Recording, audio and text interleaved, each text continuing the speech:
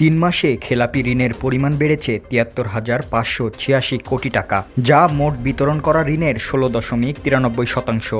১৬ বছরের মধ্যে বিতরণ করা ঋণ ও খেলাপি ঋণের আনুপাতিক হিসাবে এটি সর্বোচ্চ পরিমাণের ঋণ খেলাপি হওয়ার ঘটনা। বাংলাদেশ ব্যাংকের হালনাগাদ তথ্য বলছে, গত জুন পর্যন্ত খেলাপি ঋণ ছিল ২,১১,৩৯১ কোটি টাকা, অর্থাৎ গত ৩ মাসে খেলাপি ঋণ বেড়েছে ৭৩,৫৮৬ কোটি টাকা।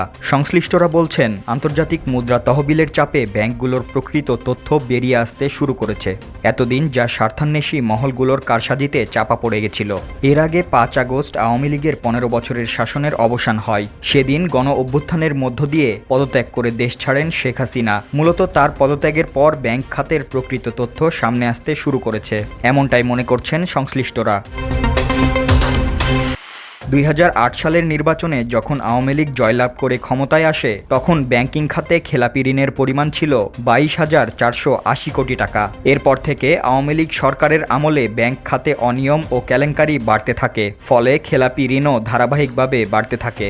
এদিকে সেপ্টেম্বর শেষে রাষ্ট্রায়ত্ত ব্যাংকগুলোর খেলাপি ঋণের পরিমাণ দাঁড়িয়েছে ১,২৬,১১১ কোটি টাকা, যা তাদের বিতরণ করা ঋণের ৪০.৩৫%। অন্যদিকে বেসরকারি ব্যাংকগুলোতে খেলাপি ঋণের পরিমাণ দাঁড়িয়েছে ১,৪৯,৮০৬ কোটি টাকা, যা তাদের বিতরণ করা ঋণের ১১.৮৮%। বিদেশি ব্যাংকগুলোতে খেলাপি ঋণের পরিমাণ দাঁড়িয়েছে ৩,২৪৫ কোটি টাকা, বা বিতরণ করা ঋণের ৪.৯৯%। এছাড়াও বিশেষায়িত ব্যাংকগুলোর খেলাপি ঋণের পরিমাণ ৫,৮১৩ কোটি টাকা।